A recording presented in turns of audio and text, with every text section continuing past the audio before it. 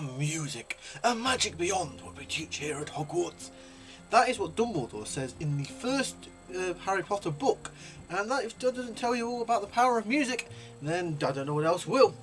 However, I want you to think now. Think about the last time a song genuinely stopped you in your tracks. Maybe it was something that was playing in the background that suddenly pulled you out of whatever you were doing. Maybe it was a track that hit at exactly the right moment and made you feel something you couldn't quite put into words. Maybe it was a song that was playing the first time something really important happened in your life, and now, years later, 3 seconds of that intro takes you straight back there. That's not a coincidence, that's not just nostalgia. That's your brain doing something genuinely quite remarkable. And science is only beginning to catch up with what humans beings have known instinctively for thousands of years. Music is one of the most powerful forces on Earth, and today we're going to find out exactly why. What's going on, everybody? Welcome back. Today's video is a bit different from the usual. We're not talking about training splits or nutrition today. Today's part of the mental health series we're doing on a Friday. We're talking about something that touches every single one of us every single day. We're talking about music.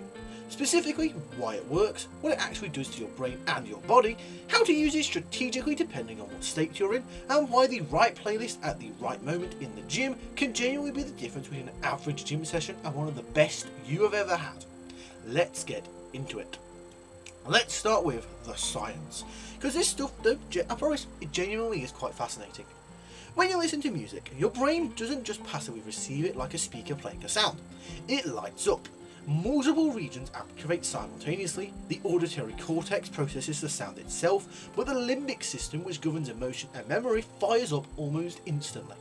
So does the motor cortex, which is why your foot can start tapping before you've even consciously registered that you're doing it.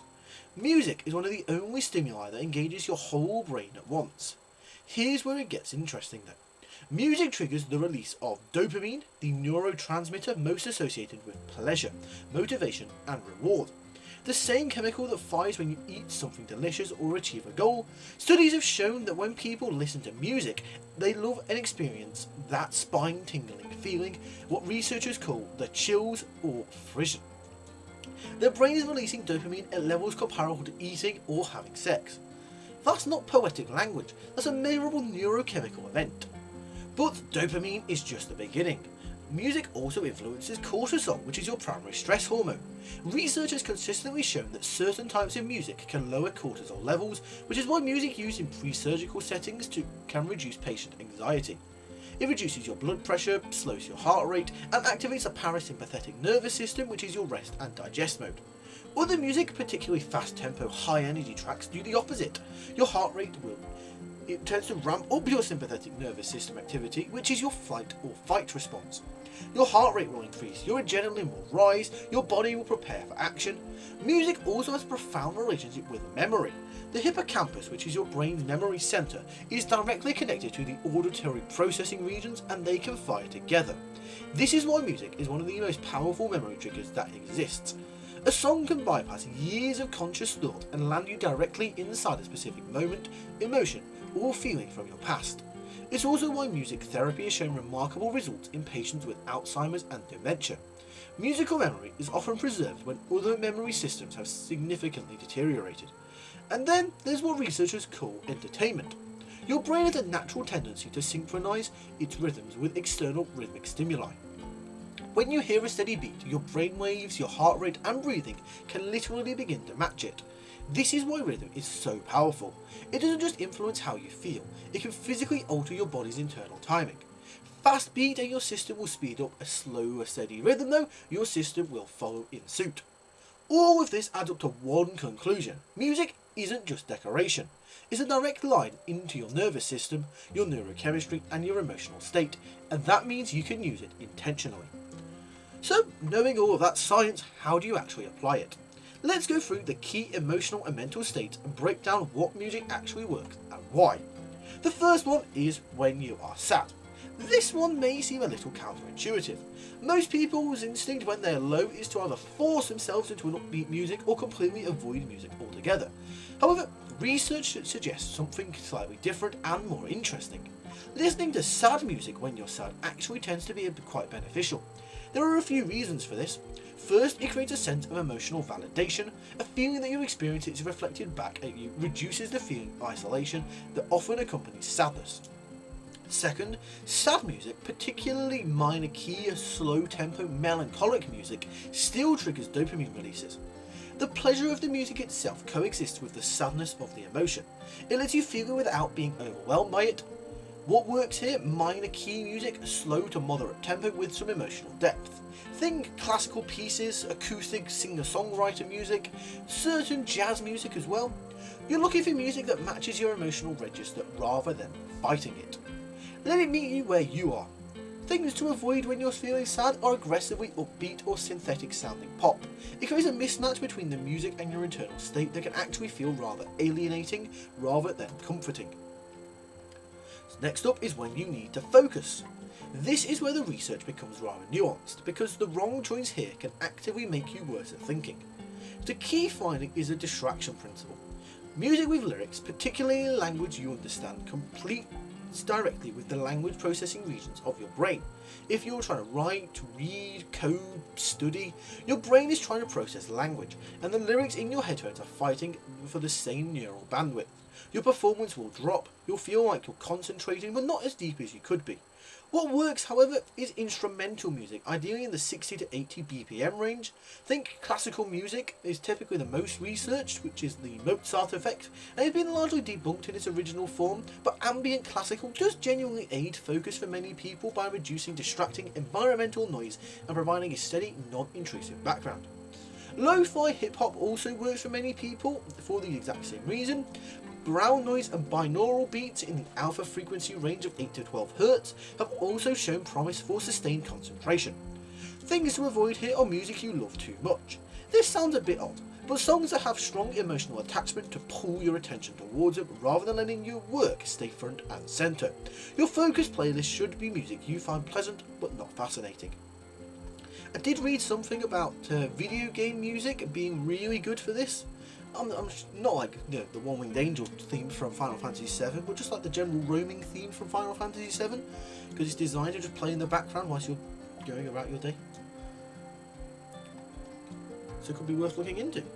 Next up though, we have when you are anxious or overwhelmed. This is where the parasympathetic nervous system response we talked about earlier becomes a practical tool.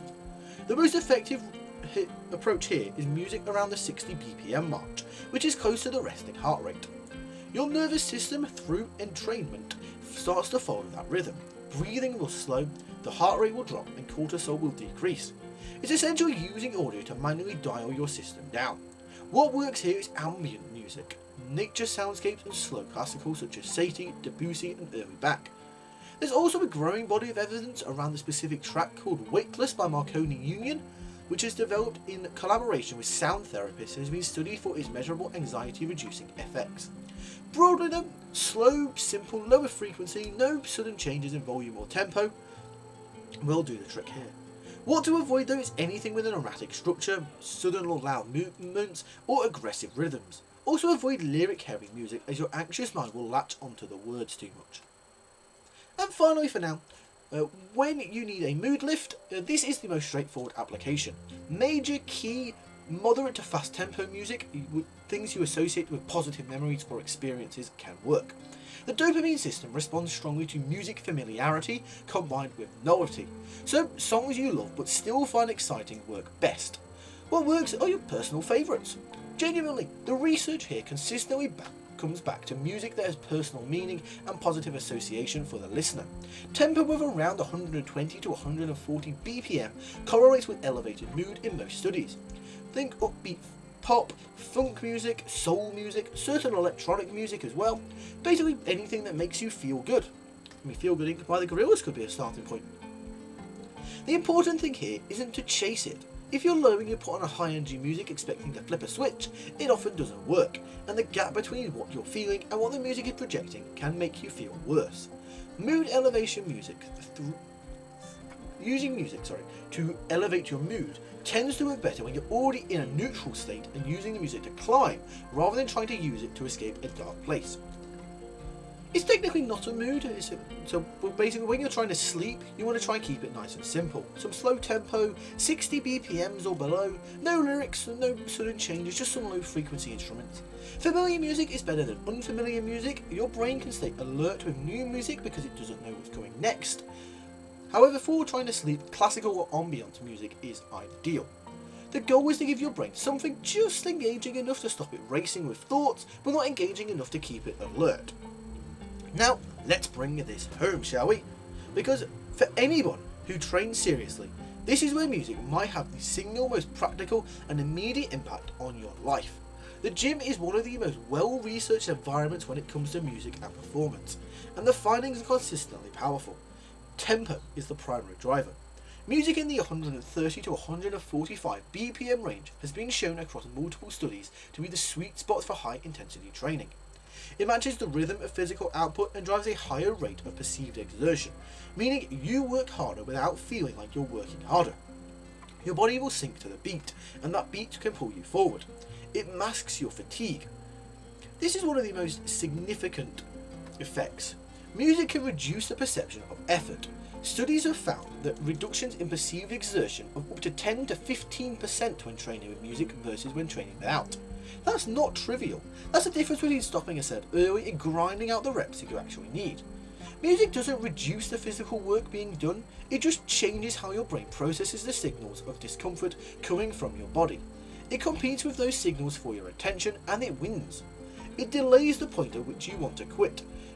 Relating to the above, music extends time to exhaustion in endurance-based tasks, so cyclists, runners and swimmers all tend to perform better and for longer with music than without music. Your threshold for stopping is pushed back because your focus is split between the sensation of effort and the experience of the music. It primes your emotional state, the pre-workout walk, the drive to the gym, the warm-up. These moments matter more than most people realise, because the state you arrive in determines a lot about how you train. Using music intentionally in the 10 to 20 minutes before you train is essentially a mood priming exercise. You're selecting an emotional state and loading it before the session even begins. High arousal, high motivation music in this window increases training intensity and reduces the time it takes to get mentally locked in. Lyrics and association also matter. This is one of the more underrated mechanisms. When a song features themes of overcoming, of power, of relentlessness, and you associate those themes with your own goals, it fires the motivational and identity-related regions of your brain into action. You're not just listening to a song, you're temporarily inhabiting an emotional state that the song is encoded for you over repeated listens. This is why certain songs become inseparable from certain training memories, and why replaying them reliably takes you back to that same headspace. A practical note on volume. There's a point of diminishing returns here, and a point of genuine risk.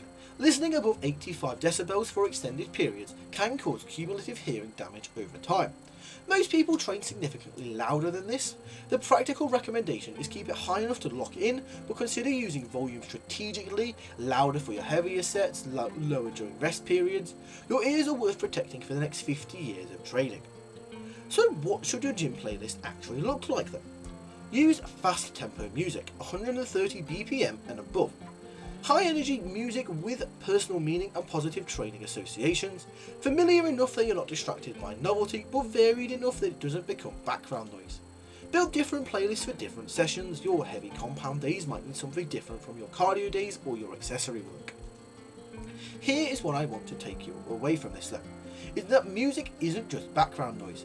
It is a neurological tool, one that affects the hormones, your nervous system, your emotional state, your perception of pain and effort, and your memory.